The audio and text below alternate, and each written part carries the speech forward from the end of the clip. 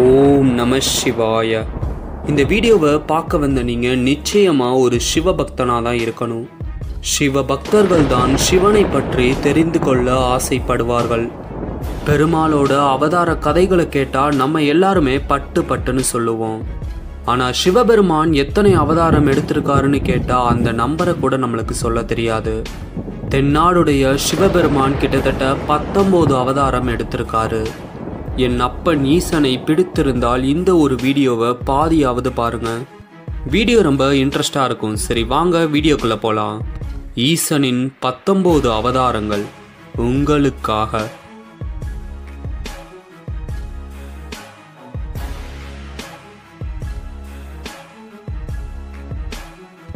கால பைரவர் சிவபெருமானோட எல்லா அவதாரங்களிலும் மிகவும் புகழ்பெற்ற அவதாரம் தான் இந்த கால பைரவ அவதாரம். காலத்தை தன்னோட கண்ட்ரோலில் வச்சுக்கிறதால தான் இவருக்கு கால பைரவர் என்று பெயர் வந்தது. படைக்கும் தொழில் கொண்ட பிரம்மதேவரோட ஆணவத்தாலும் பொய் சொல்லும் தன்மையாலும் சிவபெருமான் கடும் கோபம் கொண்டு தன்னோட திரிசூலத்தை வச்சு ஒரே போடுல பிரம்மனோட 5வது தலையை வெட்டி எடுக்கிறாரு. எப்படி பிரம்மாவோட 5வது தலையை வெட்டி எடுத்தாரோ அதே மாதிரி மனிதர்களோட ஆணவம், அகங்காரம், பேராசை போன்றவற்றை இந்த கால பைரவர் தெரியாம அழிச்சிருவாரு. சிவபெருமானின் நெற்றிக் கண்ணில் உதித்த இந்த கால பைரவர் 8 திருக்கோலங்கள் எடுத்திருக்காரு. இந்த 8 பைரவர்களை நம்ம அஷ்ட பைரவர்கள் என்று அழைக்கலாம். இந்த 8 கால பைரவர்கள் தான் மொத்த காசியையும் காவல் காக்குறாங்க. அதனால தான் காசின்னு சொன்னாலே நம் நினைவிற்கு வருவது கால பைரவராக இருப்பார். இப்படிப்பட்ட கால பைரவரை நம்ம வழிபட்டா நம்மளோட கண் திருஷ்டி எல்லாம் போகும். அது மட்டுமல்லாமல் நம்மளோட தீய எண்ணங்கள் அடியோடு அழிந்துவிடும். இப்படியாக காலத்தையே தன்னோட கண்ட்ரோலில் வச்சுக்கிற இந்த கால பைரவரோட வாகனம் நாய். அதனால் உங்கள் வீட்டில் யாராவது தப்பு பண்ணால் நாய்னு சொல்லி திட்டாதீங்க. நன்றி உள்ள நாயை திட்டினா கால பைரவருக்கு கோபம் வரும். சிவபெருமானோட அடுத்த அவதாரம் ரிஷப அவதாரம். இந்த ஒரு அவதாரத்தை சிவன் எதுக்காக எடுத்தாருன்னா, பார்க்கடலை கடைஞ்சு முடிச்சதுக்கப்புறம் லார்ட் விஷ்ணு பாதாளத்துக்கு போகிறாரு. அங்கே ஒரு சில பெண்களை மணந்து கொண்டதால் அவர்களுக்கு அசுரர்கள் மகன்களாக பிறந்தார்கள். பெருமாளோட மகன்களான இந்த அசுரர்கள் தேவர்களுக்கு தொந்தரவு செஞ்சுக்கிட்டே இருந்தாங்க. அமிர்தத்தை நம்ம அசுரர்களால் கைப்பற்ற முடியலேன்ற கோபத்தில் எல்லா ரிஷிகளையும் தொந்தரவு செஞ்சுக்கிட்டே இருந்தாங்க இந்த குழந்தைகள். என்னதான் பகவான் விஷ்ணுவோட குழந்தைகளாக இருந்தாலும் இவர்களுக்கு அசுரத்தன்மை நிறைய இருந்துச்சு. இதை கவனிச்ச சிவபெருமான் ரிஷப அவதாரம் எடுக்கிறாரு. இந்த ஒரு ரிஷப அவதாரத்தில் சிவபெருமான் ஒரு காளை வடிவத்தில் தோற்றமளித்தார். அந்த ஒரு காளை, அதாவது சிவபெருமான் நீல நிறத்திலும் இருந்தார். தன் மகன்களை காப்பாத்துறதுக்காக விஷ்ணுவே இறங்கி பாதாளத்துக்கு வராரு. இருந்தாலும் வந்திருக்கிறது தென்னாடுடைய ஈசன் என்று அறிந்த விஷ்ணு சிவபெருமான தன்னோட கடமையை செய்ய அனுமதிக்கிறாரு. ரிஷப வாகனம் எடுத்த தென்னாடுடைய சிவபெருமான் நாராயணனோட எல்லா மகன்களையும் வதம் செய்தார்.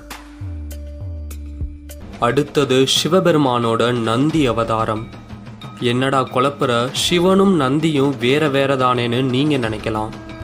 அன்னைக்கு ஒரு நாள் நாரதரை சிவபெருமான் கைலாசத்துக்கு அழைத்திருந்தார். அழைத்தது பரமேஸ்வரன் என்பதால உடனே நாரதர் கைலாசத்துக்கு போனாரு. அப்ப தென்னாடுடைய சிவபெருமான் நந்தியோடும் பூதகணங்களோடும் மிகவும் ஆனந்தத்தில் இருந்தார்.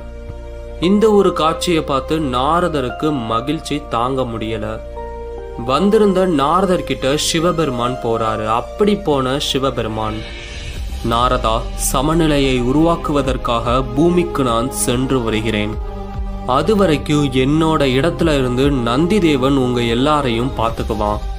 இதை கேட்டோனே நாரதருக்கு அதிர்ச்சி தாங்க முடியல. வாசல்ல பாதுகாக்கிற ஒரு காளை மாடு எவ்வாறு தென்னாடுடைய சிவபெருமானுக்கு இணையாக இருக்க முடியும் என்று நாரதர் யோசிக்கிறாரு. நாரதனின் மனதில் உள்ளதை அறிந்த சிவபெருமான் நாரதருக்கு ஒரு விஷயத்தை சொல்றாரு. நல்லா கேட்டுக்கோ நாரதா, ஆதியில் உதித்தவன் இந்த நந்தீஸ்வரன். சக்தியில் எனக்கு நிகரானவன். அதனால்தான் என்னையே சுமக்கும் தகுதி பெற்றவன். சிவநாமத்தின் வடிவமாவான். என்னை சுமக்கும் அவனுக்கு இணை யாருமில்லை. என் நெற்றிக்கண்ணை திறந்தால் எல்லாமே அழிந்து போய்விடும்.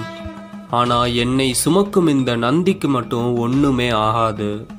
இப்படி புகழ்பெற்ற இந்த நந்தியின் அனுமதியோடே எவராயினும் என்னை காண வேண்டும். இவனை வணங்காமல் சிவனை வணங்க முடியாது. என்னைய பார்க்க முடியலைனாலும் பரவாயில்ல, நந்தியை மட்டும் பார்த்துட்டு போனா என்னை பார்த்ததற்கான முழு பலனும் கிட்டும். இது எல்லாத்துக்கும் மேல நாரதருக்கு ஒரு ரகசியத்தை சிவன் சொல்றாரு. நந்தியே இந்த சிவன், சிவனே இந்த நந்தி. இந்த ஒரு வார்த்தைக்கு அப்புறம்தான் நாரதருக்கு புரியுது, தென்னாடுடைய சிவபெருமானோட அவதாரம் தான் இந்த நந்தின்னு. இதன் காரணத்தினால்தான் கோவிலுக்கு செல்லும் போது உள்ளே உள்ள ஈசனை வணங்குவதற்கு முன்பாக வாசலில் இருக்கும் நந்தீஸ்வரனை வணங்க வேண்டும் என்று சொல்வார்கள். நம்மளோட கோரிக்கைகளை எல்லாம் நந்தி தேவன்தான் சிவனிற்கு எடுத்துச் செல்வார். கடைசியா மிகவும் புகழ்பெற்ற சிவபெருமானோட அவதாரம் ஆஞ்சநேய அவதாரம். திரேதாயுகத்துல மகாவிஷ்ணுவுக்கு உதவியா, அதாவது ராமச்சந்திரனுக்கு உதவியா சிவபெருமானே ஆஞ்சநேய அவதாரம் எடுத்திருக்காரு. ஆஞ்சநேயரோட பலத்தை பத்தி நான் சொல்லிதான் உங்களுக்கு தெரியணும்னு இல்லை. சிவபெருமானோட த மோஸ்ட் பவர்ஃபுல் அவதார்னா அது ஆஞ்சநேயர் தான். அன்னைக்கு சஞ்சீவனி செடியை எடுத்துட்டு வர சொன்னா மொத்த மலையையும் பேர்த்து எடுத்துட்டு வந்து ராமர் முன்னாடி வைக்கிறாரு. அது மட்டும் இல்லாம அன்னைக்கு மொத்த லங்கையையும் தீக்குறையாக்கினார். ராமாயணத்துல ராமன் ஆஞ்சநேயரோட உதவி கொண்டே அன்னைக்கு ராவணனை வதம் செய்தார். இப்படியாக ஆஞ்சநேயரை வழிபட்டா சிவபெருமான வழிபட்டதற்கு சமம் என்று புராணங்களில் சொல்லப்படுகின்றது. சிவபெருமானோட அடுத்த அவதாரம் துர்வாசர். ஹிந்து மித்தாலஜிலேயே மிகவும் கோபம் கொண்ட முனிவர் யாருன்னா இந்த துர்வாசரை தான் நம்ம எல்லாரும் சொல்லுவோம். ஏன்னா அந்த அளவுக்கு வரங்களுக்கு இணையா சாபங்களையும் கொடுத்திருக்காரு இந்த துர்வாசகர். இப்படிப்பட்ட இந்த துர்வாசகர் சிவபெருமானோட அவதாரம் தான். ஒரு தடவை பார்வதி தேவி சிவபெருமானோட கோபத்தை கண்டு இவர்கிட்டனா நம்மளால வாழ முடியாதுன்னு கோச்சுக்கிட்டு போவாங்க. அப்பதான் சிவபெருமான் தன்னோட கோபத்தை யார் மேலாவது செலுத்தணும்னு சொல்லி அப்பதான் அனசுயா என்ற பெண்ணிற்கு தன் கோபத்தை குணமாக கொண்ட ஒரு மகனை வரமாக தருவார். அனசுயாவிற்கும் அத்ரி முனிவருக்கும் மகனாக பிறந்த இந்த கோபக்காரர் தான் துர்வாசகர். இந்திரன், சரஸ்வதி, ருக்மிணி, சகுந்தலா, துஷ்யந்தனா, கந்தளி, பானுமதி போன்ற எண்ணற்ற பேரை துர்வாசகர் சபிச்சிருக்காரு. ஏன் பரமாத்மாவான கிருஷ்ணரையே இந்த துர்வாசகர் சபிச்சிருக்காரு.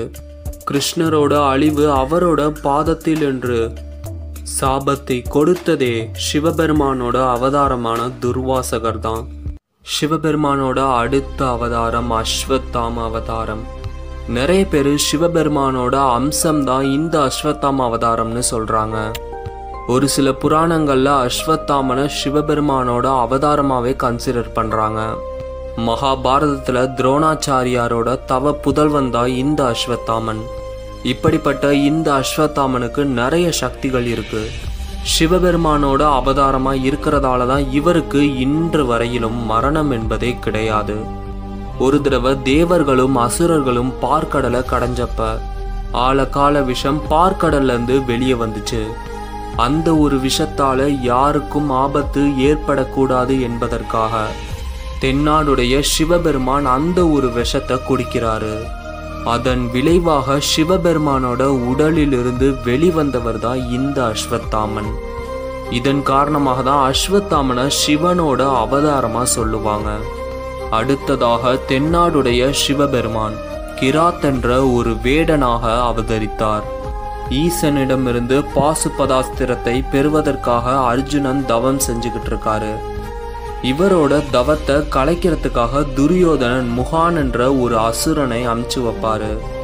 அந்த ஒரு அசுரன் பன்றி வடிவத்தில் வேடமிட்டு அர்ஜுனனை அழிக்கிறதுக்காக போவாரு. அப்ப சிவபெருமான் தான் இந்த ஒரு அசுரனை அழிச்சு அர்ஜுனனை காப்பாத்தி பாசுபதாஸ்திரத்தை அர்ஜுனனுக்கு தருவாரு. அதுக்கு முன்னாடி அர்ஜுனனுக்கும் சிவபெருமானுக்கும் பயங்கரமான யுத்தம் நடந்துச்சு. தன்னோட எல்லா சக்திகளையும் பயன்படுத்தி இந்த ஒரு வேடனை நம்மளால தோக்கடிக்க முடியலன்னு அர்ஜுனன் யோசிக்கிறாரு. அப்படி யோசிச்சுட்டு இருக்கும் போதே அர்ஜுனனுக்கு புரியுது வந்திருக்கிறது சாதாரண ஆளுல தென்னாடுடைய சிவபெருமான் என்று. இந்த ஒரு கதையை விஜய் டிவில அப்படியே மாத்தி சொல்லியிருப்பாங்க. அதாவது அந்த ஒரு பன்றி தேவேந்திரனா சித்தரிச்சிருப்பாங்க. உண்மையாலுமே அந்த ஒரு பன்றியை அழிச்சது சிவபெருமான் தான். மூக்கன் என்ற அசுரனை அழிப்பதற்காக தான் சிவபெருமான் கிராத் என்ற அவதாரத்தை எடுத்துள்ளார். அடுத்தது சிவபெருமானோட சக்தி வாய்ந்த அவதாரமான ஷராப் அவதாரம். இந்த ஒரு அவதாரத்துல சிவபெருமான் பாதி சிங்க உடலையும் பாதி மனித உடலையும் அதோடு பறவை உடலையும் கொண்டிருப்பாரு.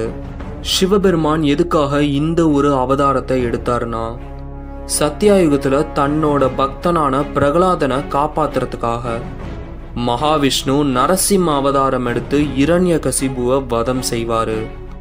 அந்த ஒரு அசுரனை வதம் செஞ்சதுக்கு அப்புறமும் இவரோட கோபம் தணிவதா இல்ல.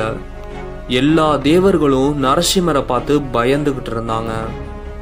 இவரோட அதாவது நரசிம்மரோட கோபத்தை கட்டுப்படுத்துறதுக்காக தான் சிவபெருமான் ஷராப் அவதாரம் எடுத்தாரு. மிகவும் உக்ரமான நரசிம்மரையே கட்டுப்படுத்தியவர் தான் தென்னாடுடைய சிவபெருமான். அடுத்தது சிவபெருமானோட வித்தியாசமான அவதாரம் பிப்லாட் அவதாரம். இந்த பேரை கேட்டாலே கொஞ்சம் வித்தியாசமா இருக்கும். ஆனா சிவபெருமான் இந்த ஒரு அவதாரத்துல நிறைய சாகசம் செஞ்சிருக்காரு. இந்து புராணத்தின்படி இந்த ஒரு பிப்லாட் அவதாரம் தான் சிவபெருமான் பூமியில் எடுத்த முதல் அவதாரம் என்று சொல்லப்படுகின்றது. ததீச்சி முனிவரோட மகன் தான் இந்த பிப்லாட். இந்த ததீச்சி முனிவரோட எலும்பதான் தேவேந்திரன் வஜ்ராயுதமா செஞ்சிருக்காரு. இப்படிப்பட்ட இந்த முனிவருக்கு மகனாக சிவபெருமானே பிறக்கிறாரு. தன்னோட முதுகெலும்பை தானமாக கொடுத்ததால் ததீச்சி முனிவர் மரணமடைந்தார்.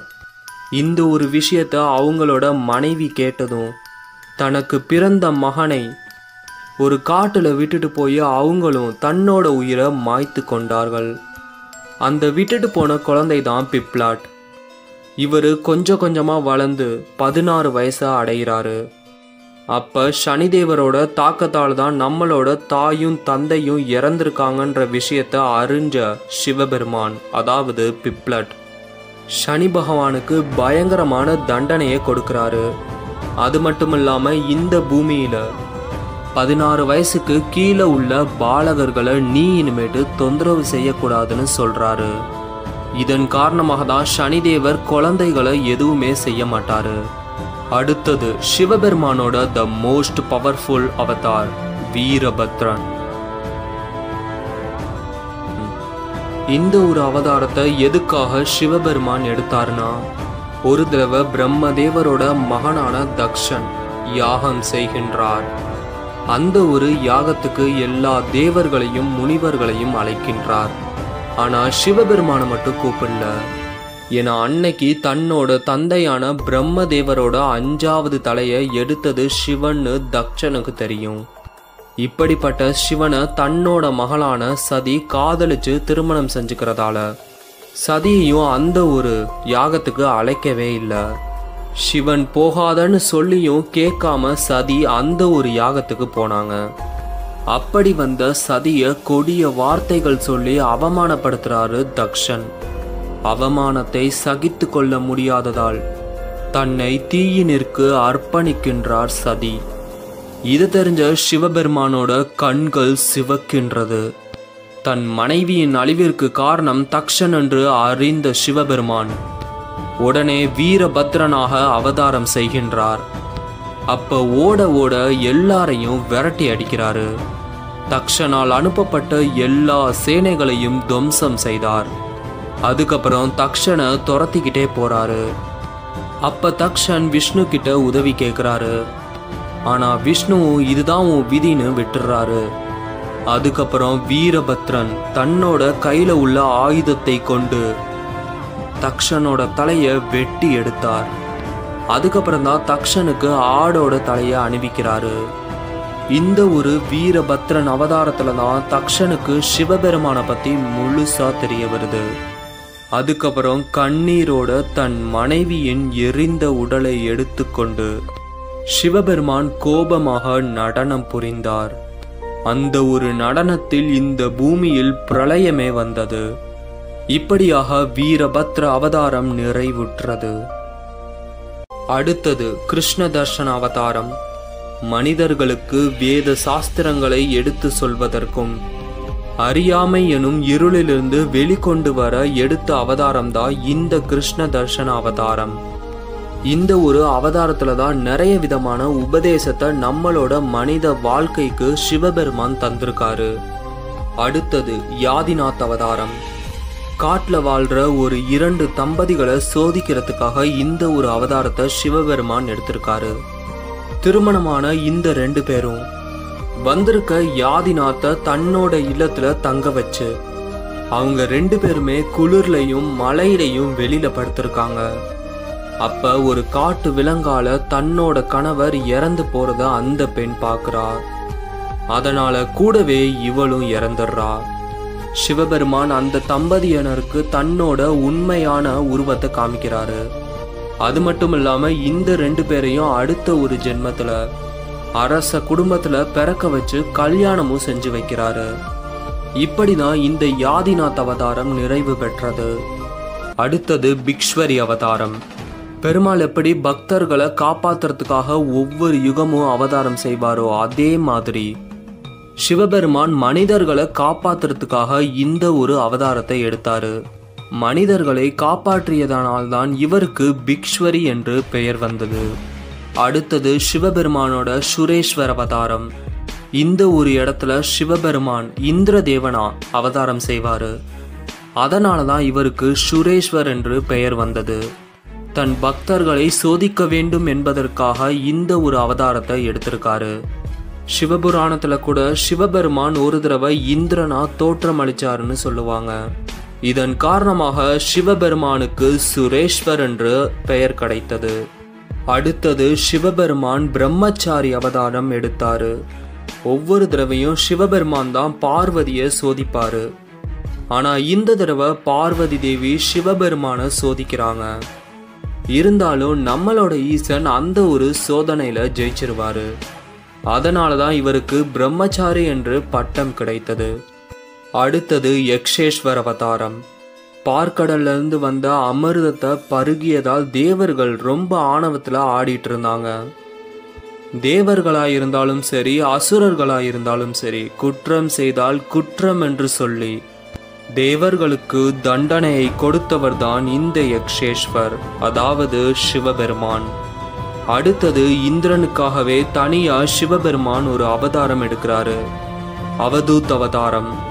ஒரு தடவை தேவேந்திரன் சிவன் என்று தெரியாமல் படுத்திருக்க ஒரு முனிவரை எந்திரின்னு சொல்லுவாரு. தன்னோட பாதையிலிருந்து விலகி போன்னு சொல்றாரு. இந்திரதேவன் வச்சிருக்கிற ஐராவதம் வாகனத்துக்கு கூட அங்க இருக்கிறது சிவன்னு தெரியுது. ஆனா இந்திரனோட ஆணவத்தின் காரணத்தினால் சிவபெருமான இந்திரனால அடையாளம் காண முடியல.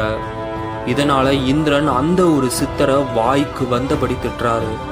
உடனே சிவபெருமான் தன்னோட உண்மையான ரூபத்துக்கு மாறுறாரு. அதுக்கப்புறம் தேவேந்திரனோட ஆணவத்தை அடக்கி ஒடுக்கினார். இந்திரனின் ஆணவத்தை அடக்குவதற்காகவே சிவபெருமான் அவதூத் என்ற அவதாரம் எடுத்திருக்காரு.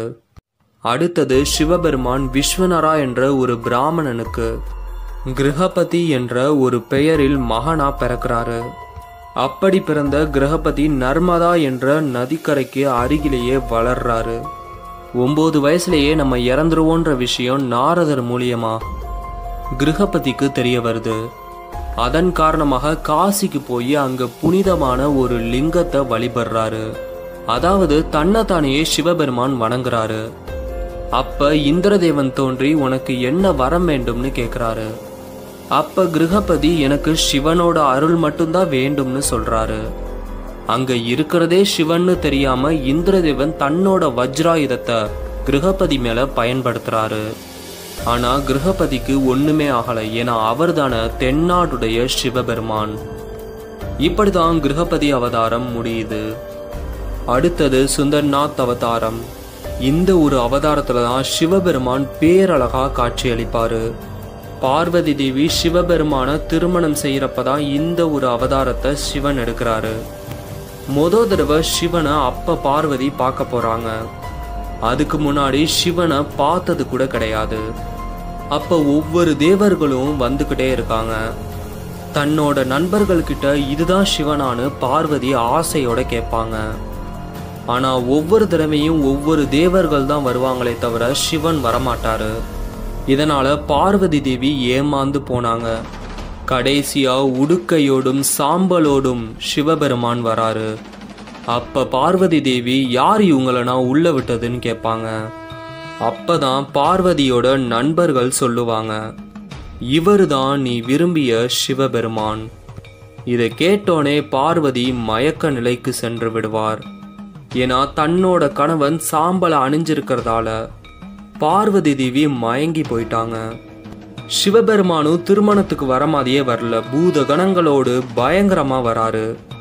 அதுக்கப்புறம் பார்வதி தேவியோட தந்தையோட அறிவுரையை கேட்டு சிவபெருமான் மணமகனாக வேடமிட்டார். இந்த வீடியோவை ஃபுல்லா பார்த்ததால சிவபெருமானோட 19 அவதாரங்களையும் நீங்கள் தெரிந்து கொண்டிருப்பீர்கள். இந்த 19 அவதாரங்களில் எந்த அவதாரம் உங்களுக்கு பிடித்திருக்கிறது என்று கமெண்ட் செய்யுங்கள்.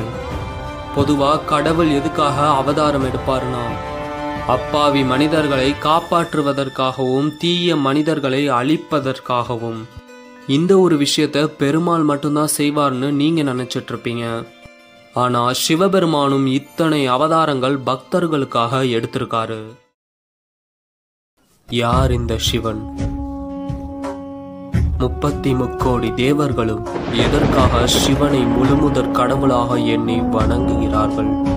தேவர்கள், அசுரர்கள், யக்ஷர்கள், ராட்சசர்கள் என அனைவரும் சிவனை தான் வணங்கினார்கள்.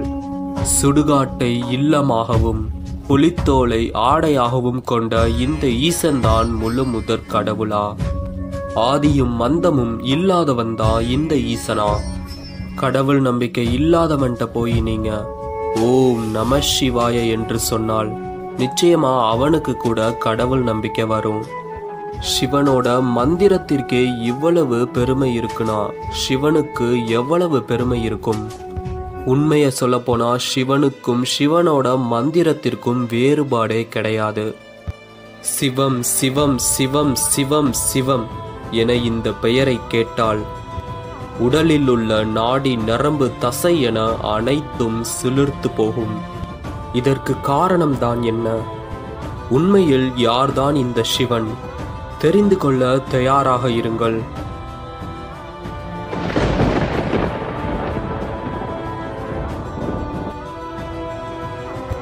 உண்மையில் சிவன் என்றால் கடவுளா இல்ல மனிதனானு உங்களுக்கு சந்தேகம் இருக்கும். நிறைய யூடியூப் சேனல்ல சிவனை ஒரு மனிதனா சித்தரிச்சிருப்பாங்க. ஆனா அது முற்றிலும் பொய். மனித பிறவியிற்கு அப்பாற்பட்டவர் தான் இந்த ஈசன். நிறைய பேர் இதை ஏத்துக்க மாட்டாங்கன்றதை விட அவங்களுக்கு இது புரியாது. சிவன் என்றால் அனைத்து உயிர்களுக்கும் அப்பாற்பட்டவர். அவருக்கு ஆதியும் இல்லை, அந்தமும் இல்லை. புரிகிற மாதிரி சொல்லணும்னா, எந்த ஒரு விஷயத்துக்கு ஸ்டார்டிங் பாயிண்டும் எண்டிங் பாயிண்ட்டும் இல்லையோ அதுதான் சிவன். இதன் காரணமாக தான் சிவபெருமான லிங்க வடிவத்துல நம்ம வழிபடுறோம். நீங்க எந்த கடவுளை எடுத்துக்கிட்டீங்கனாலும் அவங்களுக்கு ஒரு சிலை வடிவம் இருக்கும். ஆனா தென்னாடுடைய சிவபெருமான மட்டும் லிங்க வடிவத்துல நம்ம வழிபடுறோம். ஏன்னா பிறப்பும் இறப்பும் அற்றவர் நம் ஈசன். புராணத்தில் கூட இதற்கான சான்றிதழ் இருக்கு. பார்வதி தேவியிற்கும் சிவபெருமானுக்கும் திருமணம் நடக்கும் அந்த ஒரு தருணத்தில் பார்வதி தேவியோட ராஜ வம்சத்தை பத்தி பெருமையா சொல்றாங்க. அடுத்தது மணமகன். சிவபெருமான்கிட்ட நீங்க எந்த வம்சம்னு கேட்க அப்ப உடனே குறுக்கிட்ட நாரதர் விடையில்லா கேள்வி என்று சொல்ல, அதன் பிறகு நாரதர் தன் வீணையில் உள்ள ஒரு நிரம்பை இழுக்க வரும் சத்தமே சிவன் என்று சொல்ல அரங்கம் முழுவதும் அதிர்ந்து போனார்கள். என்ன, இந்த சத்தம்தான் சிவனா என்று கேட்க அதற்கு நாரதரும் பதிலளிக்கின்றார். நன்றாக தெரிந்து கொள்ளுங்கள் தேவர்களே, சப்தத்திலிருந்து உதித்தவர்தான் இந்த சிவன். இப்படிப்பட்ட இந்த சிவனுக்கு தாயும் இல்லை, தந்தையும் இல்லை. அவருக்கவரே தாய், அவருக்கவரே தந்தை என்று நாரதர் சொல்றாரு. அப்பதான் தேவர்களுக்கு புரியுது சிவனே முழு முதற் கடவுள் என்று. சரி, உங்க எல்லாத்துக்கும் தெரிஞ்ச புகழ் பெற்ற ஒரு மந்திரத்தை சொல்றேன். தென்னாட்டுடைய சிவனே போற்றி, என் நாட்டவருக்கும் இறைவா போற்றி போற்றி. இத திருஞான சம்பந்தர் திருவாசகத்துல எதுக்காக சொல்லணும்? என்னைக்காவது இத நீங்க யோசிச்சு பார்த்திருக்கீங்களா?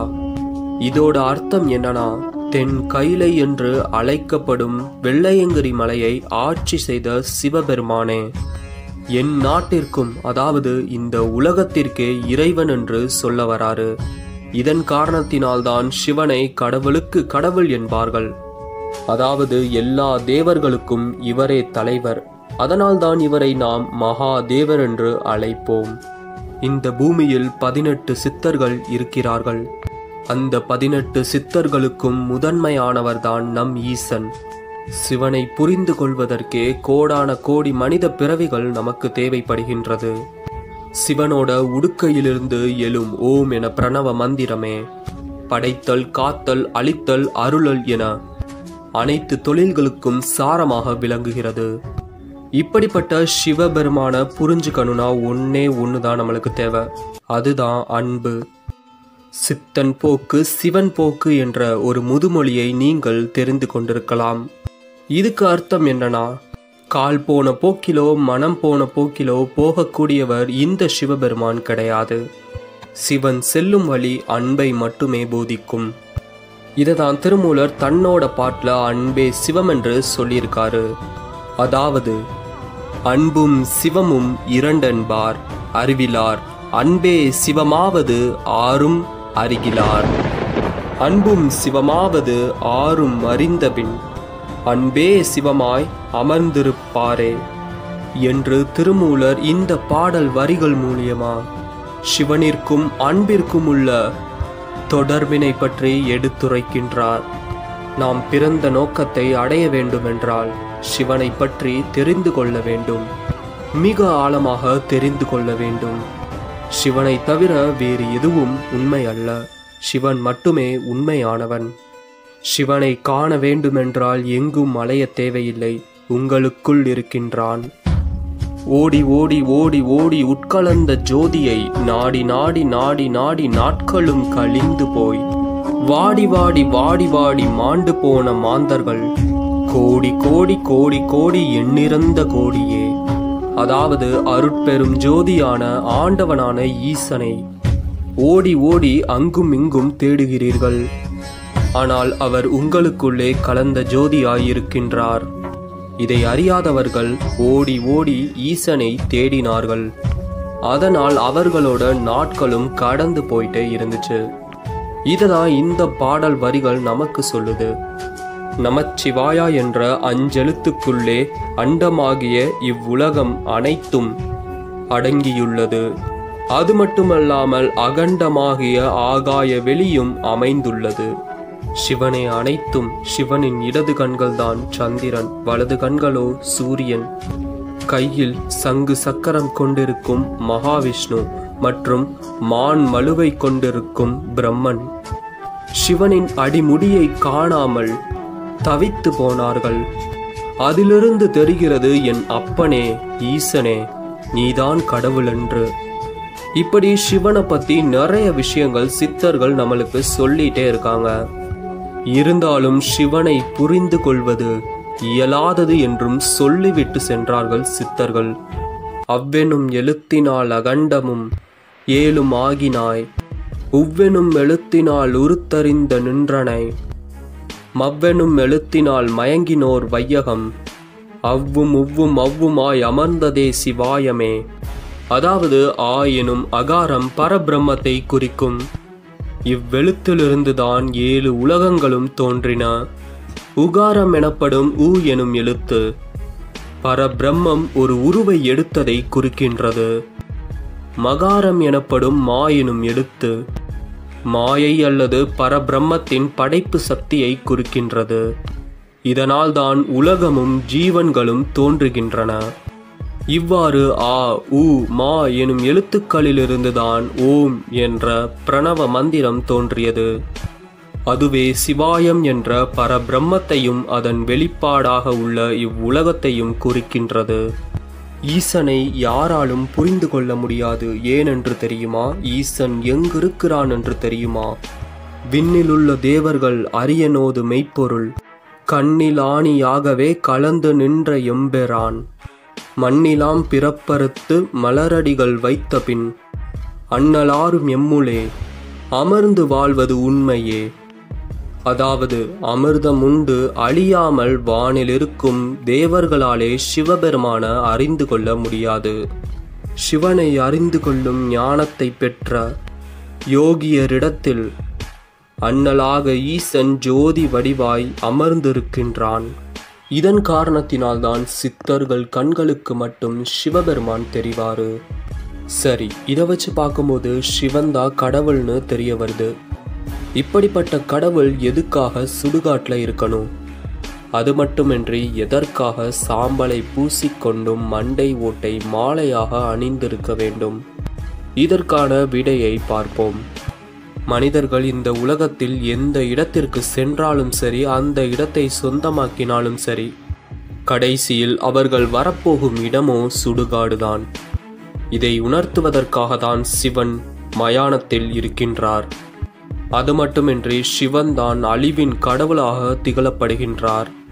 இந்த உலகில் மனிதர்கள் எவ்வளவு அழகாக பிறந்தாலும் சரி, கடைசியில் அவர்களோட உடல் சாம்பலாகத்தான் ஆகும்.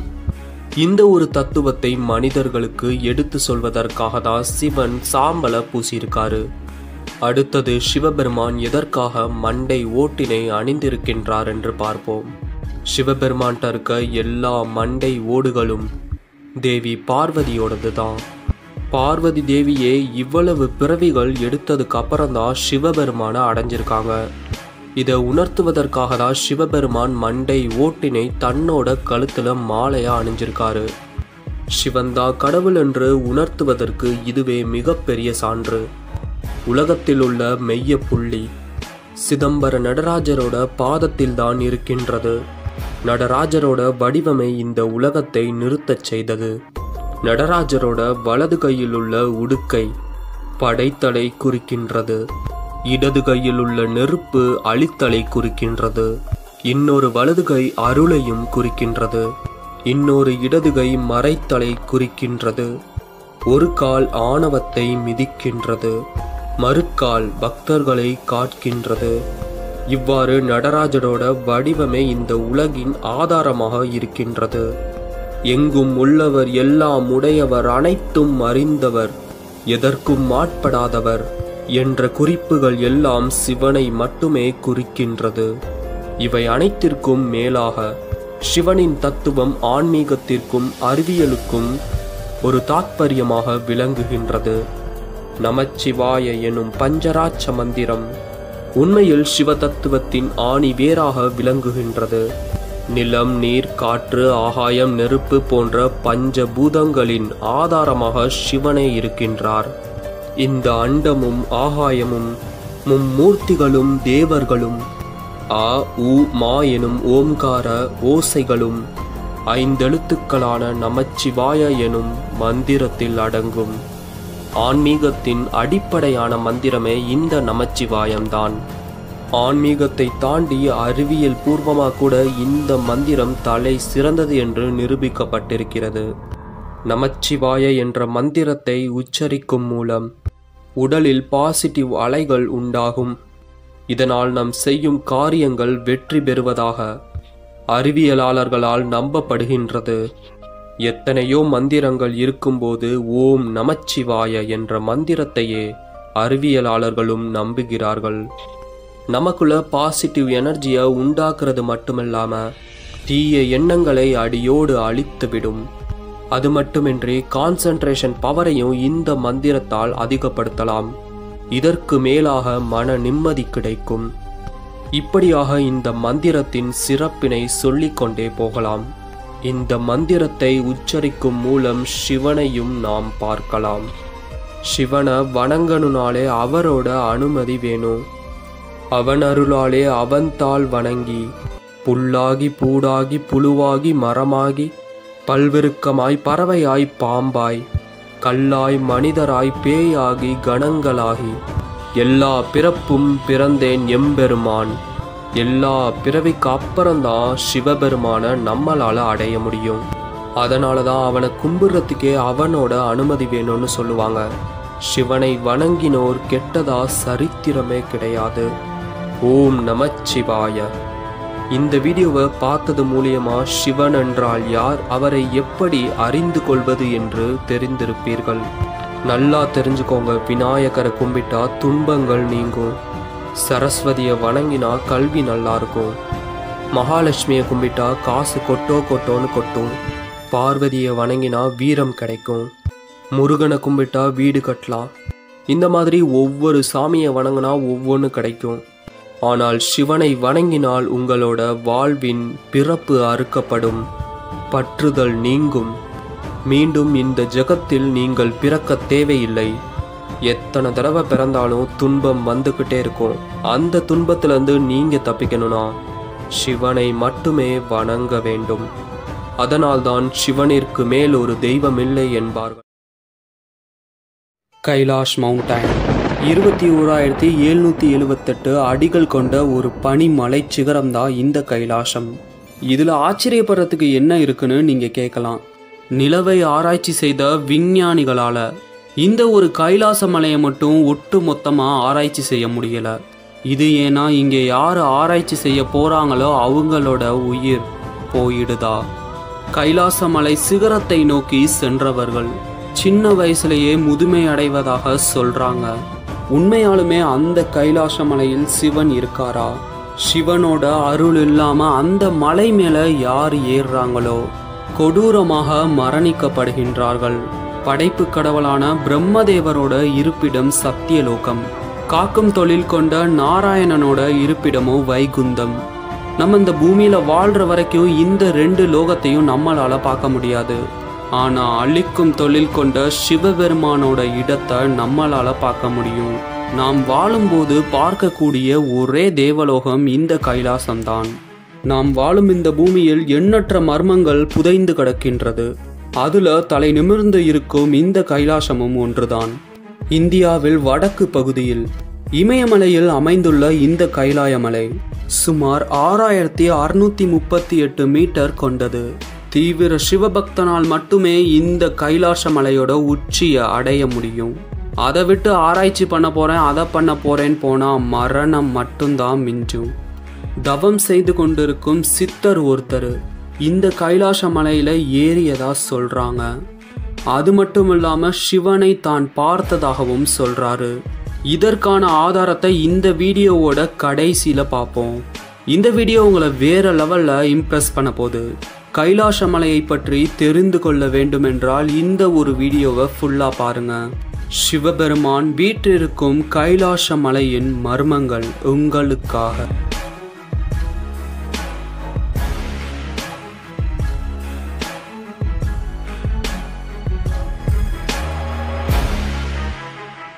$22,000 உயரத்தில் இருக்கின்ற இந்த கைலாய மலை பார்க்கறதுக்கு ஓம் வடிவத்தில் இருக்கிறத பார்த்து நிறைய பேர் ஆச்சரியப்பட்டிருக்காங்க. அதுல ஒரு சிலர் இதனா கடவுள்னா கிடையாது, தற்செயலா ஏதோ உருவாயிருச்சுன்னு சொல்றாங்க. சரி, நம்ம தற்செயல்னே வச்சுக்கலாம். 29,000 அடி உயரம் இருக்கிற இமயமலை உச்சியில ஏற தெரிஞ்சவங்களுக்கு வெறும் 22,000 அடி உயரத்தில் இருக்கின்ற கைலாச மலையோட உச்சியில ஏற தெரியலையா? இல்லனா ஏற முடியலையா? சிவபக்தர்கள் மட்டும் பார்த்து வியந்து கொண்டிருந்த இந்த கைலாச மலையை பார்த்து நாசா விஞ்ஞானிகளும் பார்த்து வியந்து போனார்கள். ரஷ்யாவில் இருக்க ஒருத்தர் கைலாச மலையோட உச்சியை அடைவதற்காக பயணம் செய்கின்றார். அவரோட நாமளும் புறப்படலாம் வாங்க. மவுண்ட் எவரெஸ்டோட சிகரத்துக்கு சென்றவர் தான் இவர். ரஷ்யாவிலிருந்து நம்ம இந்தியாவுக்கு இந்த மலையை ஏறியே தீரணுன்ற ஒரே முடிவில் வராரு.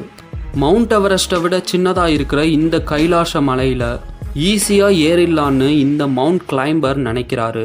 நிறைய பேர் இந்த மலையில் ஏற விடாமல் இவரை தடுத்து பார்த்தாங்க. ஆனால் யார் சொல்லியும் நான் கேட்க மாட்டேன்னு மலையோட ஆரம்பத்தில் இருக்காரு. முழு தைரியத்தோடும் நம்பிக்கையோடு கைலாச மலையில ஏறத் தொடங்குறாரு. பாதி தூரம் போனோனே அவரால் சரியா சுவாசிக்க முடியல. ஆனா அந்த இடத்துல அதிகமா ஆக்சிஜன் இருக்கு.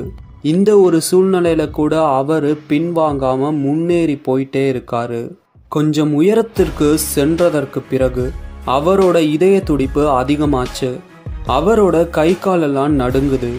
-15 டிகிரி டெம்பரேச்சர்ல இருக்க கோல்டுல கூட அவருக்கு பயங்கரமா வேர்க்குது. அவரோட தலைமுடியும் நகங்களும் வேகமா வளருது. தனக்கு அதிகமா வயசான மாதிரி அவருக்கு ஃபீல் ஆச்சு. ஆக்சிஜன் குறைவாக இருந்த மவுண்ட் எவரெஸ்ட்டை ஏற முடிஞ்ச இவரால் கைலாச மலையோட சிகரத்தை அடைய முடியல. இவர் மேலே ஏறும்போது யாரோ ஏற விடாம தடுக்கிற மாதிரியே இவர் ஃபீல் ஆனாரா? இந்த மாதிரி நிறைய விஷயங்கள் இவரை சுத்தி மர்மமா நடக்குது. இதனால தன்னோட முடிவை மாத்திக்கிட்டாரு இவரு. இதுக்கு மேலேயும் நம்ம ஏறி போனோம்னா நமக்கு மரணம் தானு உணர்ந்துக்கிட்டாரு. இதனால கைலாச மலையில ஏறாம பாதி தூரத்திலேயே திரும்பி வந்துடுறாரு.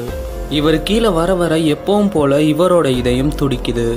அதுக்கப்புறம் சுவாசிக்கிறதுலையும் எந்த ஒரு பிரச்சனையுமே இல்லை. அப்பதான் அவரு கைலாச மலையோட முழு மர்மங்களையும் புரிஞ்சுக்கிறாரு. உண்மையாலுமே கைலாச மலையில தெய்வ சக்தி இருக்குதா? இந்த அளவுக்கு இது மர்மமா இருக்கிறதால கைலாச மலையையும் பிரமிடையும் வச்சு கம்பேர் பண்றாங்க. ஆனா உண்மையா பிரமிடை விட 1000 மடங்கு தலை சிறந்தது இந்த கைலாயம். சரி, இந்த உலகத்திலேயே மிகப்பெரிய மலை எங்க இருக்குன்னு பார்க்கும்போது 2400 மீட்டர் படர்ந்து இருக்கிற இமயமலை தொடர்ல இருக்குன்னு தெரிய வருது. இந்த இமயமலைகள்ல உயரமான மலை தான் மவுண்ட் எவரெஸ்ட். 29,000 அடி உயரமுள்ள மவுண்ட் எவரெஸ்ட் அடையிறது சாதாரண விஷயம் இல்லை. ஏன்னா மவுண்ட் எவரெஸ்டோட உச்சியில குளிராலேயே நடுங்கி உறைஞ்சிருவாங்களா. நம்மளோட பிளட் சர்க்குலேஷன் ரொம்ப ஃபாஸ்டா இருக்கும். மவுண்ட் எவரெஸ்டோட உச்சியில -70 டிகிரி செல்சியஸ். இப்படிப்பட்ட மவுண்ட் எவரெஸ்ட்ல 11,000த்திற்கும் மேற்பட்ட நிறைய பேர் ஏறி இருக்காங்க. இந்த மனிதர்களால் மவுண்ட் எவரெஸ்ட்டை விட கிட்டத்தட்ட 6,000 அடி கம்மியாக இருக்கிற இந்த கைலாச மலையை ஏற முடியலனா நிச்சயமாக கைலாச மலையில் ஏதோ ஒன்று இருக்கணும். இப்படிப்பட்ட கைலாச மலையை பற்றி இந்து புராணத்தில் நிறைய சொல்லப்பட்டிருக்கு. சென்டர் ஆஃப் எர்த்னு சொல்லப்படுற இடம் தான் இந்த கைலாசம். உலகத்தோட மெய்யப்புள்ளி இந்த கைலாசம்னு நிறைய ஆராய்ச்சியாளர்களால் ப்ரூவ் பண்ணப்பட்டிருக்கு. அமெரிக்கா, ரஷ்யன் நடத்தின நிறைய ரிசர்ச்சில் பூமியோட மெய்ய பகுதி இந்த கைலாசம்னு நிறைய ஆராய்ச்சியாளர்கள் சொல்கிறாங்க. நம்மளை ஆச்சரியப்படுத்துகிற மாதிரி ஒரு விஷயத்தை கண்டுபிடிச்சிருக்காங்க. கைலாச மலையிலேருந்து 6,666 கிலோமீட்டர் பயணிச்சா ஸ்டோன்ஹெஞ்ச் பகுதியை அடைய முடியும். ஸ்டோன்ஹெஞ்சிலேருந்து 6,666 கிலோமீட்டர் பயணம் செஞ்சா மர்மமான பெர்முடா ட்ரையாங்கிளை நம்ம அடையலாம். அது போலவே பெர்முடா ட்ரையாங்கிள்ல இருந்து திரும்பவும் 6,666 கிலோமீட்டர் பயணம் செஞ்சா ஈஸ்டர் ஐலாண்டை அடைய முடியும். உலகத்தோட மர்மங்கள் நிறைந்த இடமாக இருக்கும் இந்த Stonehenge, Bermuda triangle, Easter island இதோட நம்ம கைலாயமும் ஒரே நேர்கோட்டில் அமைஞ்சிருக்கு. அது மட்டும் இல்லாமல் இது ஒவ்வொன்றுத்துக்கும் உள்ள டிஸ்டன்ஸ் சரியா 6,666 கிலோமீட்டர் இருக்கின்றது. இதை வச்சு பார்க்கும்போது நம்மளோட கைலாச மலையும் மர்மங்கள் நிறைந்த இடத்துல ஒன்றுன்னு தெரியுது. இப்பேற்பட்ட இந்த கைலாச மலையில் ஏறின நிறைய வீரர்கள் மரணம் அடைந்தார்கள். 2 வாரத்தில் வளர வேண்டிய நெகமும் முடியும் அந்த மலையோட ஒரு குறிப்பிட்ட இடத்தை அடையும் போது வெறும் 12 மணி நேரத்திலேயே வளருதா. அந்த மலையை விட்டு கீழே இறங்கிய வீரர்கள் அடுத்த 1 வருஷத்திலேயே வயசாகி இறந்திருக்காங்க. இது எல்லாத்தையும் கேள்விப்பட்ட ரஷ்யாவை சேர்ந்த டாக்டர் எர்னஸ்ட் 1999 வருஷத்தில் கைலாச மலைக்கு கீழே டென்ட் போட்டு தங்கி ரிசர்ச் பண்ணுறாரு. அப்படி அவர் ரிசர்ச் பண்ணும்போது நிறைய மர்மமான விஷயம் நடந்திருக்கு. கைலாச மலையை அடிவாரத்தில் இரவு நேரத்தில் மலையிலிருந்து நிறைய வித்தியாசமான மனிதர்களோட சத்தத்தை கேட்டதா சொல்லியிருக்காரு. அது மட்டும் இல்லாமல் கைலாச மலை பார்ப்பதற்கு பிரமிடு மாதிரி இருக்கிறதா சொல்கிறாரு. இரவு நேரத்தில் வித்தியாசமான வெளிச்சம் வரதாவும் சொல்லியிருக்காரு. தென்னாடுடைய சிவபெருமான வழிபடுற எல்லா மக்களும் கைலாசநாதரான சிவபெருமான் கைலாசத்தில் தான் இருக்காருன்னு சொல்லியிருக்காங்க. இன்னும் நிறைய பேர் கைலாச மலையோட மொத்த உருவமும் சிவலிங்கம் மாதிரி இருக்குன்னு சொல்லியிருக்காங்க. இந்த ஒரு மலையிலேருந்து தான் மிகப்பெரிய ஆறுகளான சிந்து நதி, சக்லச் ஆறு, காக்ரா ஆறு, அதற்கு மேல் பிரம்மபுத்திரா ஆறு, இப்படின்னு நிறைய நதிகள் உற்பத்தியாகுது. இந்த கைலாச மலையில மானசரோவர் என்கிற நன்னீர் ஏரியும் ராட்சச தலம் என்கிற உப்பு நீர் ஏரியும் இருக்கின்றது. இந்த ஏரிகள் நேர்மறை மற்றும் எதிர்மறை ஆற்றல் இருக்கின்றது. இதுல ஆச்சரியப்படுறதுக்கு என்ன இருக்குன்னா, மானசரோவர் ஏரி தான் உலகத்திலேயே உயரமான இடத்துல இருக்கிற நன்னீர் ஏரின்னு சொல்லப்படுது. கைலாய மலைக்கு வரும் பக்தர்கள் இந்த ஏரியில குளிக்கிறதால அவர்கள் செய்த பாவம் கழிவதாக சொல்றாங்க. இந்த கைலாய மலையின் அடிவாரத்தை சுத்தி வலம் வருவதை மட்டும்தான் புனிதமா நினைக்கிறாங்க சிவ பக்தர்கள். 52 கிலோமீட்டர் கொண்ட இந்த பாதையில் பயணம் செய்வதற்கே கிட்டத்தட்ட 15 மணி நேரம் ஆகும். இந்த ஒரு கைலாய மலை இந்துக்களுக்கு மட்டும் புனித இடமாக இல்லாமல் புத்த மதத்தை சேர்ந்தவர்களுக்கும் சமணர்களுக்கும் கூட புனித இடமாக இருக்கின்றது. இந்த 3 மதத்தினரும் கைலாய மலையை பத்தி நிறைய மர்மங்களை சொல்றாங்க. ஹிந்து புராணத்தின்படி தென்னாடுடைய சிவபெருமானும் பார்வதி தேவியும் இந்த மர்மமான கைலாயத்தில் வாழ்வதாக சொல்லி இருக்காங்க. அது மட்டும் இல்லாம புத்த மதத்தினர் இந்த கைலாயத்துல தான் புத்தர் இருந்ததா சொல்றாங்க. அதே போல் சமணர்கள் என்ன சொல்றாங்கன்னா, இந்த கைலாச மலையில தான் ரிஷிபானந்தா இருக்கிறதா சொல்றாங்க. இவர் இந்த ஒரு மலையில தான் மோட்சம் அடைந்ததா சொல்றாங்க. நிறைய மதத்தினர் இந்த கைலாச மலையை புனித இடமாக கருதுகின்றனர். இதை தவிர இந்த கைலாச மலையில அன்னப்பறவை, பாலில் கலந்துள்ள நீரை விட்டு பாலை மட்டும் பருகக்கூடிய அன்னப்பறவை இங்க இருக்கிறதா சொல்றாங்க. ஆனா இந்த ஒரு பறவையை இதுவரையும் அங்க யாரும் பார்த்ததில்லைன்னு சொல்றாங்க. இந்த கைலாச மலையில் இருக்கின்ற நன்னீர் ஏரியான மானசரோவர் படைப்பு கடவுளான பிரம்மதேவரால் உருவாக்கப்பட்டது. அகோரிகள், கந்தர்வர்கள், கிங்கர்கள், யக்ஷர்கள், தேவர்கள் இப்படி எல்லாரும் சேர்ந்து பிரம்ம முகூர்த்தத்தில் இந்த ஏரியில குளிப்பாங்களா? இந்த மானசரோவர் ஏரிக்கும் கைலாசத்துக்கும் ரொம்ப பெரிய டிஃப்ரெண்ட் இல்லை. நடந்து போற தூரம் அளவுதான் இது ரெண்டும் அமைஞ்சிருக்கு. இதுவரையும் எத்தனையோ விஷயத்த கண்டுபிடிச்ச விஞ்ஞானிகளால எக்ஸாக்டா இந்த கைலாச மலை எப்ப உருவாச்சுன்னு சொல்ல முடியல. இதற்கான விடைய புராணங்கள்ல தேடினோம்னா யுகம் யுகமா இந்த கைலாச மலை கம்பீரமா இங்கேதான் இருக்கா. சிவனை பற்றி சொல்லப்படும் புராணங்களில் இந்த கைலாச மலையை பத்தி நிறைய விஷயம் சொல்லியிருக்காங்க. ருத்ரன் என்று அழைக்கப்படும் சிவபெருமான் நடனம் புரிவதால் தான் இந்த ஒரு கைலாச மலையில பனிச்சரிவு ஏற்படுது. இந்த விஷயத்த நம்ப முடியாத மக்கள் இதை தேடி போனா மரணம் நிச்சயம்னு சொல்லப்பட்டிருக்கு. ஹிந்து, புத்திசம், சமணர்கள் போன்ற மத உணர்வுகள் இந்த கைலாசத்தை சுத்தி இருக்கிறதால இந்த மலை இருக்கும் திபெத் பகுதியை ஆளும் சீனாவின் அதிபர் இந்த கைலாச மலை மீது யாருமே இனி ஏறக்கூடாதுன்னு சொல்றாரு. நம்ம ஹிந்து மக்களும் சரி, நிறைய மதங்கள் இதுக்கு எதிர்ப்பா தெரிவிச்சாங்க. ஏன்னா இப்ப மகாபாரதத்தை நம்ம எடுத்துக்கிட்டோம்னா அதுல வேத வியாசர் பாண்டவர்களை கைலாசத்துக்கு போய் முக்தி அடையும்படி சொல்றாரு. அதன்படி பாண்டவர்களும் கைலாசத்துக்கு சிவனை பார்க்க வராங்க. ஆசையோட மலை ஏறியதால எல்லாருமே இறந்து போறாங்க, யுதிஷ்டிரரை தவிர. கடைசியா யுதிஷ்டிரர் மட்டும்தான் போறாரு. யாரை கேட்டாலும் இந்த காலத்துல கைலாய மலையில ஏற முடியாதுன்னு சொல்றாங்க. ஆனா ஹிந்து புராணத்தின்படி நிறைய பேர் இந்த கைலாய மலை மேல ஏறி இருக்காங்களா? அதில் முக்கியமா சிவனடியார்கள் நிறைய பேர் இந்த கைலாச மலை மேல ஏறி இருக்காங்க. காரைக்கால் அம்மையார், சுந்தரமூர்த்தி, சேரமான் பெருமான் நாயனார், பெருமிழலை குறும்பன் நாயனார், ஔவையார், அப்பன் பெருமான், திருஞான சம்பந்தர், அகத்தியர், திருமூலர் இப்படின்னு நிறைய சிவ பக்தர்கள் இந்த ஒரு கைலாசத்துல ஏறி இருக்காங்க. சரி, இப்ப இந்த மாடர்ன் வேர்ல்டுக்கு வரலாம். 1874 வருஷம் நிக்கோலஸ் என்ற மிகச்சிறந்த ரிசர்ச்சர் கைலாச மலையை ஆராய்ச்சி செய்து பார்க்குறாரு. அதுல கைலாய மலையோட வடமேற்கு பகுதியில ஒரு குறிப்பிட்ட வழி மூலியமா கைலாய மலையில ஏறுனா புராணங்கள்ல சொல்லப்பட்ட மிகவும் மர்மம் நிறைந்த இடமான ஷாம்பலா நகரத்தை அடையலான்னு சொல்லியிருக்காரு. அது மட்டும் இல்லாம பகவான் விஷ்ணுவோட 10வது அவதாரமான கல்கி இந்த ஷாம்பலா நகரத்திலிருந்து தான் வருவாருன்னு பாகவத் புராணம் சொல்லியிருக்கு. ஷாம்பலா நகரத்தை பத்தி நிறைய விஷயங்களை நிக்கோலஸ் குறிப்பிடுறாரு. இது மாதிரியே 11ஆம் நூற்றாண்டை சேர்ந்த திபெத் நாட்டில் உள்ள மிலோரபா என்ற துறவி இந்த கைலாச மலையோட உச்சியில ஏறி இறங்கினதா சொல்லப்படுது. அந்த ஒரு துறவி இந்த கைலாய மலையை ஏறும்போது கைலாய மலையோட சிகரத்தை அடையக்கூடிய பாதையானது அடிக்கடி மாறுவதாக சொல்றாரு. அது மட்டும் இல்லாம இந்த மலையோட ஒவ்வொரு உயரத்திலையும் ஒவ்வொரு டெம்பரேச்சர் இருக்கிறதா சொல்றாரு. அந்த ஒரு டெம்பரேச்சரே மனிதர்களோட மரணத்துக்கு காரணம்னு சொல்றாரு.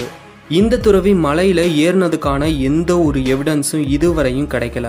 இவர் கைலாய மலையில ஏறியதா அந்த திபெத் நாட்டு மக்கள் சொல்றாங்க. இதை தவிர இந்த கைலாச மலையில எந்த ஒரு ஹெலிகாப்டர்ஸ் மற்றும் ஏரோப்ளைன்ஸ் பறக்காது. இந்த ஒரு தடையை கவர்மெண்ட்டே இன்ட்ரடியூஸ் பண்றாங்க. ஏன்னா இந்த மலைக்கு கீழே நிறைய மனுஷங்களோட எலும்புக்கூடுகள் கிடைச்சிருக்கு. பல பேர் இந்த மலையிலேருந்து தான் உயிர் விட்டுருக்காங்கன்னு சொல்றாங்க.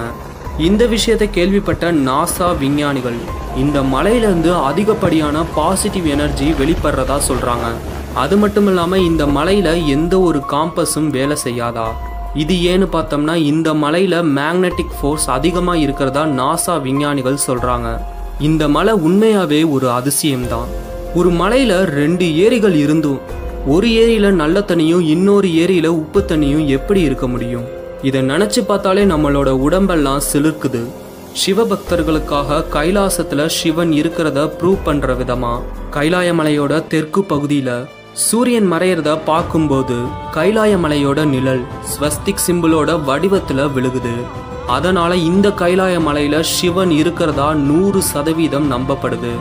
யோகிகள் மட்டும் ஏறக்கூடிய இந்த கைலாச மலையில ஒரு சித்தர் கைலாச மலையோட உச்சிக்கே சென்று தென்னாடுடைய சிவபெருமான தரிசனம் செஞ்சதற்கான ஆதாரத்தை இந்த வீடியோவோட லாஸ்ட்ல காமிக்கிறேன்னு சொல்லியிருந்தேன். சரி வாங்க நண்பர்களே, ஆதாரத்தை பார்ப்போம். நீங்க பார்த்துக்கிட்டு இருக்க இந்த சித்தர் கைலாச மலையிலே வாழ்வதா சொல்றாங்க. கைலாச மலையோட அதிகப்படியான டெம்பரேச்சர்ல இவர் எப்படி ஆடை இல்லாம இருக்காருன்னு தெரியல. இவர்கிட்ட போய் நீங்க சிவனை பார்த்தீங்களான்னு கேட்டா தலையை மட்டும் ஆட்டுறாரா? ஒருவேளை யோகிகள் பேசக்கூடாதுன்னு இருக்குமோ என்னமோ. இந்த யோகி நடந்து வருவதே ஒரு வித்தியாசமா இருக்கு. என்னதான் இருந்தாலும் இவர் இவ்வளோ குளிர்ல எந்த ஒரு சூட்டும் இல்லாம இருக்கிறத பார்த்தா பாராட்டணும். இன்ஃபேக்ட் இந்த விஷயத்த நம்ம ஒரு ஸ்ட்ராங் எவிடன்ஸா கன்சிடர் பண்ண முடியாது. கைலாசநாதர் என்று அழைக்கப்படும் சிவபெருமான் இந்த மலையில இருக்காரா? நாயன்மார்கள் குறிப்பிடும் இந்த கைலாச மலையில இன்னும் நிறைய விஷயங்கள் ஒளிந்து கொண்டிருக்கிறது. உண்மையாலுமே இந்த சித்தர் அந்த மலை மேல ஏறி இருப்பாரா? உங்களோட கருத்துக்களை கமெண்ட்ல சொல்லுங்க. இவர் அந்த மலையில ஏறலைனா கூட சிவபெருமான் இருப்பது உண்மை. இந்த கைலாச மலையில சிவபெருமான் இருக்கிறத நீங்க நம்புனீங்கன்னா இந்த வீடியோக்கு ஒரே ஒரு லைக் பண்ணி உங்க நண்பர்களோட ஷேர் பண்ணுங்க. தென்னாடுடைய சிவபெருமானின் கழுத்தில் கம்பீரமாக சுற்றியுள்ள நாகத்தின் பெயர்தான் வாசுகி. இதை ஒரு சாதாரண பாம்பாதான் நம்ம சித்தரிச்சிருப்போம். ஆனா இந்த பாம்போட வாயிலிருந்து வந்த விஷத்தோட பெயர் தான் ஆழகால விஷம். இந்த ஒரு விஷத்தை சிவபெருமானால மட்டும்தான் கண்ட்ரோல் பண்ண முடியும். அதனாலதான் அன்னைக்கு பார்க்கடலை கடையும் போது சிவபெருமான் அந்த விஷத்தை பருகிறாரு. அப்போதுதான் வாசுகி நாகம் சிவனோட கழுத்தை போய் சுத்திக்குது. ஏனென்றால் நீலகண்டனின் கழுத்திலிருந்து விஷம் கீழே இறங்கக்கூடாதுன்னு பார்வதி தேவி சொல்றாங்க. பார்வதி தேவியோட உத்தரவை ஏற்று நாகலோகத்தின் தலைவனான வாசுகி அன்று பரமேஸ்வரனின் கழுத்தை சுற்றி கொண்டார். ஆதிசேஷனுக்கு இணையான சக்தி கொண்ட நாகம்தான் இந்த வாசுகி. இதை தவிர அன்னைக்கு பார்க்கடலை கடையிறதுக்காக தேவர்களும் அசுரர்களும் இந்த வாசுகி நாகத்தை தான் கயிறா பயன்படுத்தினாங்க. இந்த உலகத்துல ஏன் இந்த பிரபஞ்சத்துல எந்த நாகத்துக்கும் இல்லாத அற்புதமான நாகமணி வாசுகி நாகத்தோட தலையில தான் இருக்குன்னு புராணங்கள்ல சொல்லப்பட்டிருக்கு. இப்பேற்பட்ட வாசுகி நாகத்தை பத்தி தான் இந்த வீடியோல நம்ம தெரிஞ்சுக்க போறோம். ருத்ரன் என்று அழைக்கப்படும் சிவபெருமான உங்களுக்கு பிடிச்சிருந்துச்சுன்னா அப்போ கண்டிப்பா நீங்க இந்த வாசுகி நாகத்தை பத்தியும் தெரிஞ்சுக்கணும். ஆதிசேஷனும் வாசுகியும் அண்ணன் தம்பிங்கனால ஆதிசேஷன் வீடியோல வந்த பாதி விஷயம் இந்த வீடியோல வரும். அதனால இந்த வீடியோவை ஸ்கிப் பண்ணிடாதீங்க. வாசுகி பாம்பை பத்தி நிறைய விஷயத்த இந்த வீடியோல நீங்க தெரிஞ்சுக்கலாம். வாசுகி நாகம் எப்படி சிவபெருமானோட கழுத்துல வந்தாரு, அது மட்டும் இல்லாம அவரோட பிறப்பு எப்படி இருந்துச்சு, வாங்க இது எல்லாத்தையும் ஒன்னொன்னா பார்ப்போம். ஒரு தடவை பிரம்மதேவரின் மகனான மரிஷி என்கிற முனிவருக்கு காசியப்பர் மகனாக பிறக்கின்றார். இந்த காசியப்பர் தான் தட்ச பிரதாபதியின் 13 மகள்களை திருமணம் செய்து கொள்கிறார். சப்த ரிஷிகளில் ஒருவர்தான் இந்த காசியப்பர். அதிதி, திதி, கத்ரு, வினதை, தனு, முனி, அரிட்டை, சுரசை, சுரபி, தாம்ரா, குரோதவசை, இரா, விஸ்வா. தக்ஷனோட இந்த 13 பேர் இல்லாம மதங்கி, யாமினின்னு மேலும் 2 பேரை திருமணம் செய்யறாரு இந்த காசியப்பர். இந்த மனைவிகள்ல கத்ருவும் வினதையும் தான் முக்கியமான மனைவிகளா சொல்லப்படுறாங்க. பல ஆண்டுகள் ஆகியும் அவங்களுக்கு குழந்தை பாக்கியம் இல்ல. எனவே காசியப்பர் ஒரு புத்திர காமஷ்டி யாகத்திற்கு ஏற்பாடு செய்யறாரு. தேவர்கள், முனிவர்கள், கிங்கர்கள், சப்த ரிஷிகள் என அனைவருக்கும் அழைப்பு விடுகின்றார் இந்த காசியப்பர். அதை ஏற்றுக்கொண்ட அனைவரும் யாகத்துக்கு தங்களால முடிஞ்ச பொருட்களை கொண்டு வந்தாங்க. அப்படிப்பட்ட யாகத்திற்கு தேவர்களின் அரசனான இந்திரன் குரசமரத்தின் கிளைகளை கொண்டு வருகின்றார். அதே நேரத்துல பிரம்மாவோட புத்திரனான கிருத்து என்கிறவர் கிரியா என்ற பெண்ணை மணந்து கொண்டு அவர்களுக்கு 10,000 பிள்ளைகள் பிறந்தனர். ஆனா அந்த 10,000 பேரும் சுண்டு விரல்ல பாதி தான் இருக்காங்க. இந்த 10,000 பேரும் வாழக்கீரியர்கள் என்று அழைக்கப்பட்டார்கள். அளவில் சிறியவர்களாக இருந்தாலும் தங்களுடைய தப சக்தியால் மிக பெரியவர்கள். இப்படிப்பட்ட இந்த 10,000 பேரும் தினமும் சூரிய மண்டலத்தை வலம் வந்தும் மரத்தில் தலைகீழாக தொங்குவதும் என மனிதர்கள் நினைத்து பார்க்க முடியாத தவங்களை எல்லாம் செய்து அற்புதமான ரிஷிகளாக இருந்தனர். இவங்களுக்கும் காசியப்பர் யாகத்துக்கு அழைப்பு விடுத்திருந்தார். அழைப்பை ஏற்ற காலக்கீரியர்கள் தங்களால தூக்க முடியாம ஒரு பொருளை தூக்கிட்டு வராங்க. யாகத்துக்கு முன்னாடி அந்த பகுதியில கடும் மழை பெய்தது. அதனால ஒரு சில இடத்துல தண்ணி தேங்கி இருந்துச்சு. அப்படி தேங்கி இருந்த தண்ணியில அந்த 10,000 பேர்ல சில பேர் விழுந்துடுறாங்க. இதை பார்த்த தேவர்களின் அரசனான இந்திரன் பயங்கரமா ஏளனம் செய்து சிரிக்கிறாரு. வாழக்கீரியர்களுக்கு அது மிகப்பெரிய கோபத்தை உண்டாக்கியது. இந்திரதேவா, உனக்கு இனி இந்த பதவியே கிடையாது. எங்களுடைய தப சக்தியால் நாங்களே ஒரு புது இந்திரனை உருவாக்கிக்கிறோம்னு சொல்றாங்க. அந்த இடத்துல ஒரு மகா யாகத்துக்கு ஏற்பாடு செய்யறாங்க. காசியப்பரின் யாகத்திற்காக வந்த இந்த வாழக்கீரியர்கள் இந்திரனோட பதவியை தூக்குறதுக்காக தனியா ஒரு யாகத்தை செய்யறாங்க. இத பார்த்து அதிர்ந்து போன இந்திரதேவன் வாழக்கீரியர்களோட காலில் விழுந்து மன்னிப்பு கேட்கிறாரு. ஆனா வாழக்கீரியர்கள் அதை ஏற்கவில்லை. தங்களோட யாகத்தை தொடங்குறாங்க. என்ன செய்ய வேண்டும் என்று தெரியாத இந்திரதேவன் நாராயண நாமத்தை எப்போதும் சொல்லிக் கொண்டிருக்கும் நாரதரிடம் உதவி கேட்கிறாரு. காசியப்பர்கிட்ட போய் உதவி கேட்குமாறு நாரதர் சொல்றாரு. உதவி கேட்டு வந்த இந்திரனை காப்பாத்துற விதமா காசியப்பர் வாழக்கீரியர்கிட்ட போய் மன்னிப்பு கேட்கிறாரு. பகவான் ஸ்ரீ விஷ்ணுவால் கொடுக்கப்பட்ட இந்த இந்திர பதவியை இந்திரனிடமிருந்து பறிக்க வேண்டாம். இதை கேட்ட வாழக்கீரியர்கள், இந்த யாகத்தை பாதியிலே நிறுத்த முடியாது. நாங்கள் உருவாக்க போகும் இந்திரன் அரசனாகியே தீர்வான். உடனே காசியப்பர் சொல்றாரு, அப்ப சரி, நம்ம இந்திரனை மன்னிச்சு விட்டுருவோம். நீங்க உருவாக்குற அந்த இந்திரன் பக்ஷிராஜன் என்று அழைக்கப்பட்டு பக்ஷிகளுக்கு எல்லாம் அரசனாக இருப்பான். இதை கேட்டு வாழக்கீரியர்கள் சொல்றாங்க, நீ சொன்ன மாதிரியே பறவைகளுக்கே இந்த இந்திரன் அரசனாக இருக்கட்டும். ஆனா ஒரு கண்டிஷன், இந்த பக்ஷிராஜனுக்கு நீயே தந்தையாக இருக்க வேண்டும். இதுக்கு காசியப்பரும் ஒத்துக்கிறாரு. வாழக்கீரியர்கள் செய்த யாகத்தின் பலனையும் தான் செய்த புத்திர காமேஷ்டி யாக பலனையும் ஒன்றாக பெற்று தன்னோட ஆசிரமத்துக்கு திரும்ப போறாரு காசியப்பர். அங்க போய் கொஞ்ச நேரம் உட்காந்து தன்னோட மனைவிகளான கத்ரு, வினதையிடம் பேச ஆரம்பிக்கிறாரு. அப்படி அவர் பேசி கொண்டிருக்கும் போது அந்த 2 பேருக்கும் எப்படிப்பட்ட மகன்கள் வேணும்னு கேட்கிறாரு. இதற்கு கத்ரு, எனக்கு 1000 சக்திகள் ஒருங்கே பெற்ற 1000 மகன்கள் வேண்டும் என்று சொல்கிறார்கள். அடுத்தது வினதை, கத்ருவுக்கு பிறக்க போற அந்த 1000 குழந்தைகளோட சக்தி ஒருங்கே இணைந்து 2 மகன்களை மட்டும் கொடுங்கள் என்று கேட்கிறார்கள்.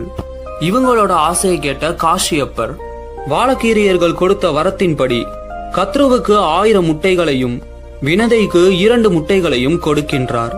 இப்படி முட்டையை கொடுத்த காசியப்பர் ஒரு விஷயத்த சொல்றாரு. காலம் நெருங்கும் வரை இந்த முட்டைகளை பத்திரமாக நீங்கள் பாதுகாக்க வேண்டும். அதன் பிறகு பல நூற்றாண்டுகள் கழித்து கத்ருவோட 1000 முட்டைகள் வெடித்து 1000 சக்தி வாய்ந்த நாகங்கள் தோன்றியது. அதில் அனந்தனும் சங்கபாலனும் வெண்மை நிறத்தோட, வாசுகியும் பத்மனும் சிகப்பு நிறத்தோட, மகாபட்டனும் கட்டனும் மஞ்சள் நிறத்தோடும், கார்போடகனும் மணிகனும் கருப்பு நிறத்தில் பிறந்தார்கள். இவ்வாறு தக்ஷகன், வாசுகி, ஆதிசேஷன் என்ற சக்தி வாய்ந்த பிள்ளைகள் கத்ருவுக்கு பிறக்கிறாங்க. 1000 பிள்ளைகள் கத்ருவுக்கு பிறந்ததை பார்த்த வினதை தனக்கு 2 பிள்ளைங்க கூட இன்னும் பிறக்கவே இல்லைன்னு கவலைப்பட்டாங்க. இதனால தன்னோட முட்டைகள்ல ஒரு முட்டையை உடைக்கிறாங்க வினதை. அந்த முட்டையை உடைச்சோனே சூரியனுக்கு நிகராக ஒளி பொருந்தி 2 கால்கள் இல்லாம ஒருத்தர் வெளில வராரு. தாயே, நான் முழுவதுமாக உருவம் பெறுவதற்குள் ஏன் அவசரப்பட்டீர்கள்? உங்களோட அவசரத்தால நான் ஊனமா பிறந்துட்டேன். நீங்க கத்ரு மேல பொறாமப்பட்டு தான் இந்த விஷயத்த செஞ்சிட்டீங்க. அதனால காலம் உள்ளவரை நீங்கள் கத்ருவிற்கு அடிமையாக இருப்பீர்கள் என்று சாபம் கொடுத்தாரு அந்த குழந்தை. இன்னொரு முட்டையான என் தம்பியையாவது ஒழுங்கா பாத்துக்கோங்கன்னு சொல்லி தன்னை சிகப்பு நிறமாக மாற்றிக்கொண்டு ஆகாயத்திற்கு சென்று விடுகிறது. அந்த குழந்தை சூரியனை அடைந்து விடுகிறது. சூரிய தேவன், எனக்கு நிகராக இருக்கும் நீ இன்று முதல் எனக்கு நீ தேரோட்டியாவாய் என்று சொல்லி அருணன் என்ற பெயரையும் சூட்டுகின்றார். இதோட அந்த குழந்தையோட கதை முடிஞ்சிருது. நாட்கள் உருண்டோடின. அருணனோட சாபமும் பலிக்க ஆரம்பிக்குது. ஒரு நாள் கத்ரு வினதைய கூப்பிட்டு தேவலோகத்தின் குதிரையான உச்சைஸ்ரவஸ் என்ன நிறம்னு கேக்குறாங்க. இதுக்கு வினதை, இதுல என்ன சந்தேகம், சுத்த வெண்மைதான்னு சொல்றாங்க. அதுக்கு கத்ரு, இல்ல வால் மட்டும் கருப்புன்னு சொல்றாங்க. சரி, நம்ம பந்தயம் வச்சுப்போம், யாரு சொல்றது சரியா இருக்கோ அவங்களுக்கு தப்பா சொன்னவங்க வாழ்க்கை ஃபுல்லா அடிமையா இருக்கணும். வினதையும் கத்ருவின் சதி அறியாமல் சம்மதிக்கின்றார். எனவே கத்ரு மறுநாள் கார்போடகன், குனிகன் என்று தன்னோட கருப்பான மகன்களை கூப்பிட்டு தேவலோகத்து குதிரையான உச்சைஸ்ரவஸோட வாளை நீங்க சுத்திக்கணும் இப்படின்னு கத்ரு சொல்ல அங்க நிறைய பாம்புகள் இதுக்கு ஒத்துக்கல. அதுல ஒருத்தர் தான் வாசுகி. ஆதிசேஷனும் வாசுகியும் கிட்டத்தட்ட ஒரே குணத்துல தான் இருந்தாங்க. ஆனா மீதி பாம்புங்க இவங்க 2 பேரோட பேச்சை கேட்காம தன் தாயோட பேச்சை கேட்டு அந்த ஒரு குதிரையோட வாளை சுத்திக்கிறாங்க. இதன் காரணமாக வினதை கத்ரு கிட்ட அடிமையா இருக்காங்க. காலம் சென்றதற்கு பிறகு அந்த உடையாத இன்னொரு முட்டையிலிருந்து கருட தேவன் வராரு. கருட தேவனை பத்தி ஏற்கனவே ஒரு வீடியோ போட்டிருக்கேன். அந்த வீடியோ வேணும்னா ஐகார்ட்ல கொடுக்கறேன், செக் பண்ணி பாருங்க. சரி, வாசுகிய பத்தி மேலும் தெரிஞ்சுக்கலாம். தன்னோட தாய் செஞ்ச செயல் பிடிக்காம ஆதிசேஷன் ஒரு பக்கமா தவம் செய்ய போறாரு. இதுக்கப்புறம் ஆதிசேஷன் விஷ்ணுவோட படுக்கையா ஆகிறாரு. இத பார்த்துக்கிட்டு வாசுகியும் சும்மா இல்லாம கதியற்றவர்களுக்கு அனைத்துமாய் இருக்கும் சிவபெருமானை நோக்கி பிரார்த்தனை செய்கின்றார். பல்லாயிரம் ஆண்டுகளா சாப்பாடு, தண்ணி இப்படின்னு எதுவுமே இல்லாம சிவனை நோக்கி தவம் செய்றாரு வாசுகி. ஒவ்வொரு நிமிஷத்துக்கும் ஓம் நம சிவாய என்ற மந்திரத்தை உச்சரித்து கொண்டே இருக்கின்றார். இவரோட தவத்தை கண்டு மனம் மகிழ்ந்த சிவபெருமான் வாசுகி நாகத்துக்கு முன்னாடி தோன்றுகின்றார். இந்த உலகத்துல உனக்கு என்ன வரம் வேண்டும்னாலும் கேளு, நான் உனக்கு தரேன்னு சிவபெருமான் வாசுகிட்ட சொல்றாரு. சிவனை உணர்ந்தவனுக்கு வேறென்ன வேண்டும் சிவபெருமானே? என்னுடைய வாழ்நாள் முழுவதும் உங்களுக்கு நான் சேவை செய்ய விரும்புகிறேன். என்றென்றும் உங்களோட இருக்கும் வரத்தை தாருங்கள் என்று வாசுகி நாகம் கேட்கின்றது. இதை கேட்ட நம்ம சிவபெருமான் சொல்றாரு, உரிய காலம் வரும்போது நீ என்னோடையே எப்போதுமே இருப்ப. அதுக்கப்புறம்தான் பார்க்கடல் கடையப்படுது. தேவர்களும் அசுரர்களும் பார்க்கடலை கடைகின்றனர். அமிர்தம் வரும் என்று அனைவரும் எதிர்பார்த்து கொண்டிருந்தார்கள். ஆனால் வந்ததோ ஆழகால விஷம். விஷத்தை கண்டு எல்லாருமே பயந்து ஓடுறாங்க. விஷத்தை விருப்பத்தோடு பருகினார் சிவபெருமான். சிவபெருமானோட கழுத்துக்கு கீழே அந்த விஷம் இறங்க போகுது.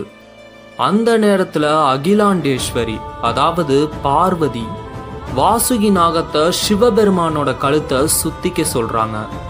அதன் பிறகுதான் வாசுகி நாகம் சிவனோட கழுத்தை சுத்திக்கிறாரு. அதிலிருந்து என்றென்றும் வாசுகி நாகம் சிவனை பிரியாமல் இருந்தது. புலித்தோலை ஆடையாகவும் விபூதியை சந்தனமாகவும் அணிந்து கொண்ட சிவபெருமான் அன்றிலிருந்து வாசுகியையும் மாலையாக அணிந்து கொண்டார். ஒரு சில பேரு பாம்பை பார்த்தாலே அருவருப்பா நினைப்பாங்க. ஆனால் ஈசனோ பாம்பை தான் என்றென்றும் தன் கழுத்தில் வைத்திருக்கிறார். வாசுகி நாகத்தை பத்தி பல விஷயங்கள் இந்த வீடியோல நீங்க தெரிஞ்சிருப்பீங்க. சிவனையே அலங்கரிக்கின்ற வாசுகி நாகம் எப்படி பிறந்திருக்கும் என்று அறிந்திருப்பீர்கள். இந்த வீடியோவை உங்களோட சிவ பக்தர்களுக்கு ஷேர் பண்ணுங்க. இது போன்ற சுவாரஸ்யமான பதிவிற்காக காத்திருங்கள். மீண்டும் சந்திப்போம் அடுத்த பதிவில்.